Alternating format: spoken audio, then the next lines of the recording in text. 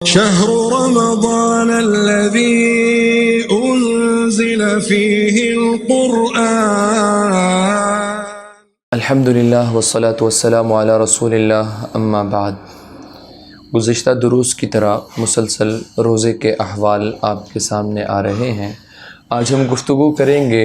رمضان المبارک کے روزے کے حوالے سے کہ جب رمضان المبارک کا روزہ ٹوٹ جاتا ہے اور اس کے اوپر قضا، کفارہ یا اس کا فدیہ یہ کن صورتوں میں ہوگا۔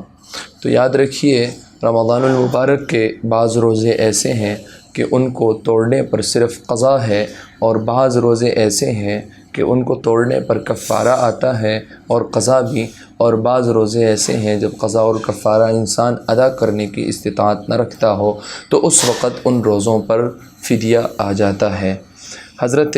ابو ہریرہ رضی اللہ تعالیٰ عنہ ارشاد فرماتے ہیں، نبی علیہ السلام کے زمانے میں ایک شخص تھا، اس کے ساتھ معاملہ یہ ہوا کہ اس شخص نے اپنی زوجہ کے ساتھ ازدواجی تعلقات کو قائم کر لیا۔ جب اس نے ازدواجی تعلقات کو قائم کیا تو نبی علیہ السلام کی خدمت کے اندر وہ آیا۔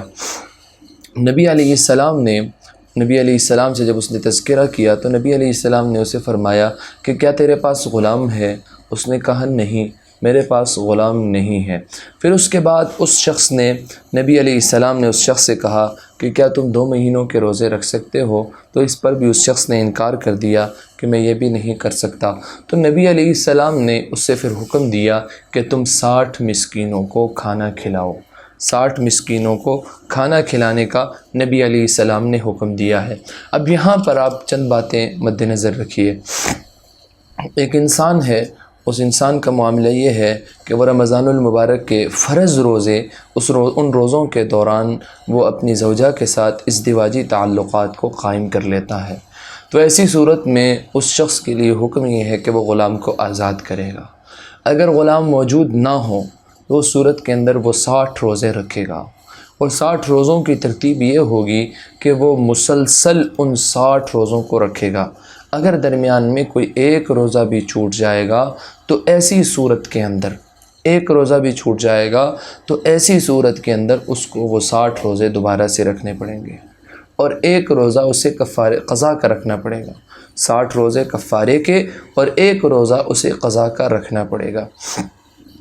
اسی طرح اگر کوئی شخص رمضان المبارک کے روزے کو جان بوجھ کر کھا لیتا ہے یا پی لیتا ہے، جان بوجھ کر، یہ معلوم ہے کہ وہ اس کا روزہ ہے، تو ایسی صورت کے اندر اس کے اوپر صرف قضا ہے، کفارہ نہیں ہے۔ کفارہ اس صورت میں آئے گا کہ جب اس شخص کے علم میں ہو، روزے دار ہو، اور وہ اپنی زوجہ کے ساتھ ازدواجی تعلقات کو قائم کر لے۔ اور یہاں پر ایک اور بات بھی یاد رکھیے گا کہ اگر ایسا معاملہ ہوتا ہے کہ وہ ازدواجی تعلقات تو قائم نہیں کرتا بلکہ صرف اپنی زوجہ کے ساتھ بوس و کنار کرتا ہے، اور ایسی صورت کے اندر اس کے اوپر غسل واجب ہوتا ہے لیکن وہ اس ازدواجی تعلق کو قائم نہیں کرتا، تو ایسی صورت کے اندر بھی اس کا وہ روزہ تو ٹوٹ جائے گا لیکن اس روزے کے اوپر اس کا کفارہ نہیں آئے گا۔ کفارہ اس صورت کے اندر آئے گا کہ اگر وہ ازدواجی تعلقات کو مکمل طریقے سے قائم کر لے۔ اگر وہ مکمل طریقے سے قائم نہیں کرتا اور قائم کرنے سے قبل ہی اس کا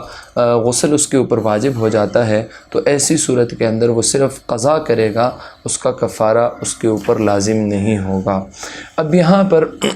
کفارے کے حوالے سے بھی بعض حضرات میں ایک روایت عام ہے۔ نبی علیہ السلام کے پاس ایک شخص آیا اور اس نے یہ کہا کہ میرا روزہ جو ہے وہ ازدواجی تعلقات کی وجہ سے خراب ہو گیا۔ نبی علیہ السلام نے اسے حکم دیا کہ جاؤ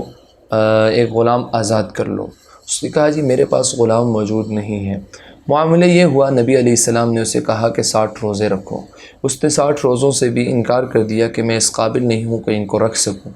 اب معاملہ یہ ہوا، نبی علیہ السلام نے اسے کہا کہ 60 مسکینوں کو کھانا کھلاؤ۔ اب 60 مسکینوں کو جب وہ کھانا کھلانے کی بات آئی تو اس نے اس سے بھی انکار کر دیا۔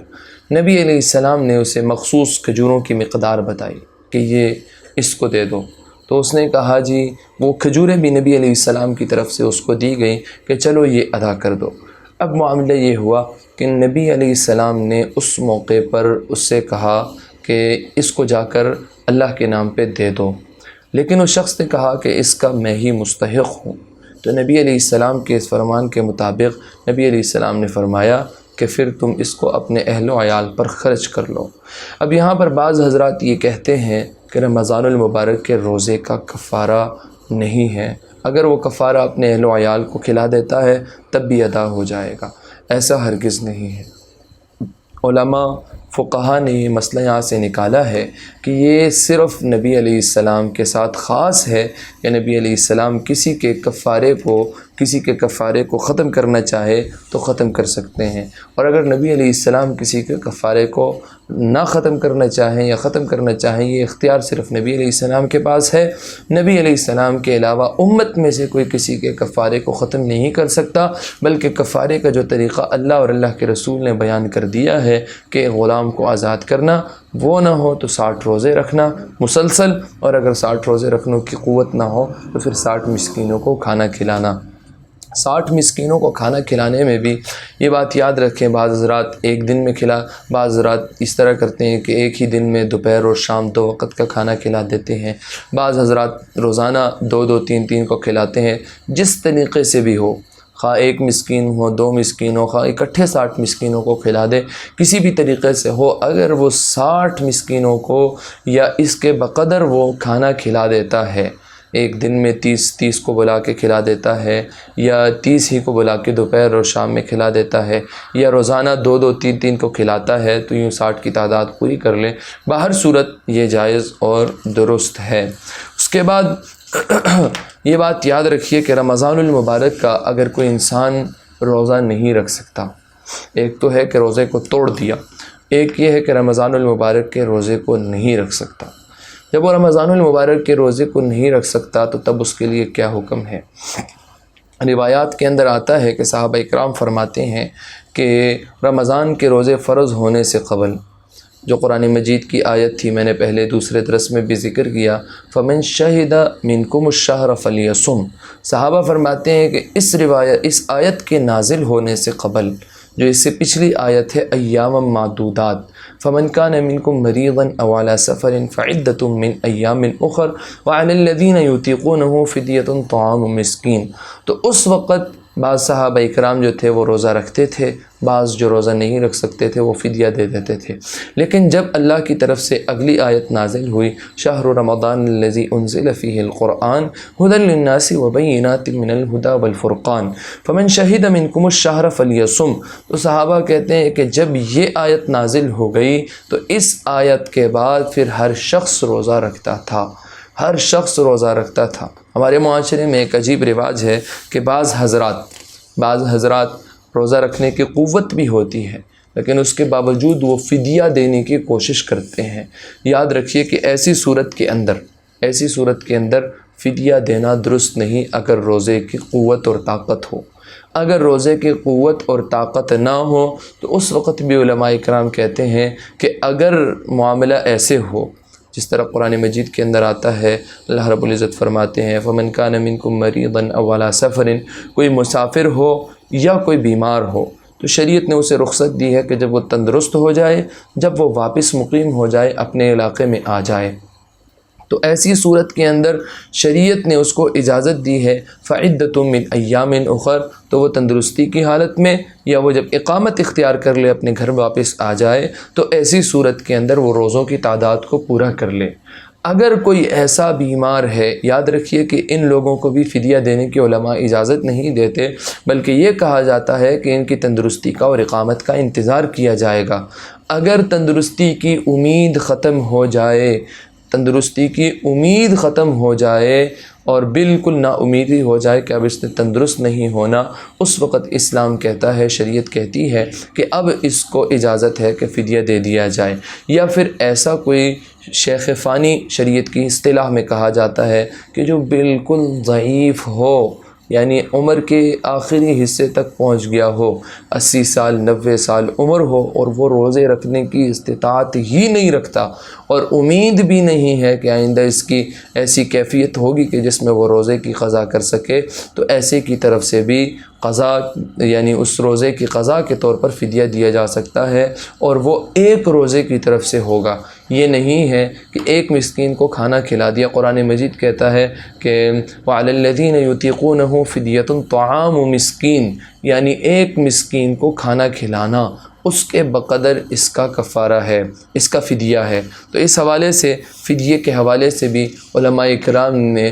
جو مقدار ہے وہ متعین کی ہے، اور اس مقدار کے اندر فطرانے کو قائم کیا ہے۔ جو 2 کلو گندم ہمارے معاشرے میں ہیں، اسی طرح جو فطرانے کا جو نصاب ہے اسی کو قائم کیا ہے، اور اس فطرانے کے نصاب کے اندر کھجور ہے اور جو ہے اور گندم ہے، ان چیزوں کو شمار کیا گیا ہے۔ کھجور 1 صاع ہے، اور اسی طرح کشمش ہے 1 صاع، اسی طرح جو ہے 1 صاع، اور جو گندم ہے وہ نصف صاع ہے۔ صاع عرب کے اس پیمانے کو کہا جاتا ہے کہ جس میں 4 مد ہوا کرتے تھے، اور 4 مد جو تھے وہ تقریباً یوں سمجھ لیجئے 4 مد تقریباً 4 کلو کے قریب ہی 3.5 کلو کے قریب بنتا ہے۔ جو رمضان المبارک میں آپ دیکھتے ہیں کہ جو گندم کے حوالے سے دیا جاتا ہے کہ وہ جو نصف صاع ہے پونے 2 سیر تقریباً 2 کلو اس کو کہا جاتا ہے، تقریباً 2 کلو کے قریب ہوتا ہے۔ تو پونے 2 سیر جو نصاب ہے، اور اسی طرح کھجور کا 1 صاع ہے جو تقریباً 4 کلو کے قریب بنتا ہے، تو وہ پھر اس مقدار میں اتنا جو ہے وہ 1 روزے کا فدیہ دیا جائے گا، 1 روزے کا فدیہ دیا جائے گا۔ اور یاد رکھیے کہ جو قرآن کی آیت ہے وَعَلَى الَّذِينَ يُطِيقُونَهُ فِدْيَةٌ طَعَامُ مسکین، یہاں پر ایک بات یاد رکھیے کہ اس آیت کا ایک معنی وہ ہے کہ جو اس زمانے کے اندر رائج تھا، لیکن ایک معنی اس کا معنی آج بھی اسی طرح قائم ہے، لیکن علماء کہتے ہیں کہ وَعَلَى الَّذِينَ يُطِيقُونَهُ یہ گرامر کے لحاظ سے اطاق یطیق سے ہے، اور اس کا معنی یہ ہوتا ہے کہ جس میں قوت نہ ہو، یعنی یہ باب افعال سے ہے کہ جس میں سلب ماخذ ہوتا ہے، یعنی طاقت نہ ہو،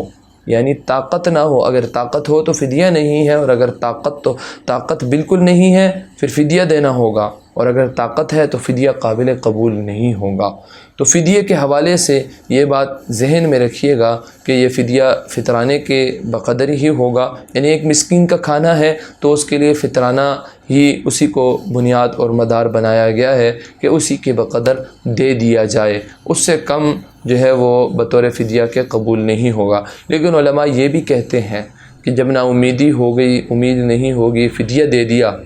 لیکن اب معاملہ یہ ہوا کہ بعد میں تندرستی مل گئی، نا امیدی کے باوجود تندرستی مل گئی، اب روزے کی قوت ہے، تو پھر علماء کہتے ہیں کہ بہتر یہ ہے کہ وہ رمضان المبارک کے ان روزوں کی قضا کرے۔ تو یاد رکھیے یہ مختصر سی چند باتیں تھیں رمضان المبارک کے روزوں کے حوالے سے، جو کہ قضا، کفارہ اور فدیہ کے حوالے سے تھیں۔ ان باتوں کو ذہن میں رکھیے گا، یاد رکھیے۔ آخر میں پھر میں ذکر کرتا جاتا ہوں کہ قضا الگ چیز ہے، کفارہ الگ چیز ہے، فدیہ الگ چیز ہے۔ قضا کسی روزے کو توڑنے پر اسی طرح کا روزہ عام دنوں کے اندر رکھنا، اسے قضا کہتے ہیں، اور کفارہ اس روزے کے کفارے کے طور پر، یعنی جس طرح روزے کو توڑ دیا ازدواجی تعلقات کو قائم کرنے کے بعد، تو پھر 60 روزے کفارے کے ہوں گے، اور 1 روزہ جو ہے وہ قضا کا ہوگا۔ اور فدیہ یعنی نہ روزے رکھ سکتے ہیں اور نہ روزوں کی قوت ہے، بلکہ اس کے بدلے میں مالی لحاظ سے خواہ وہ اس نصاب کو دے دے یا اس کی قیمت کو دے دے، دونوں صورتوں کے اندر درست ہے۔ اور یہ چند مسائل ہیں، اللہ رب العزت ہمیں عمل کرنے کی توفیق عطا فرمائے۔ وما علینا الا البلاغ المبین۔ اللہ اکبر اللہ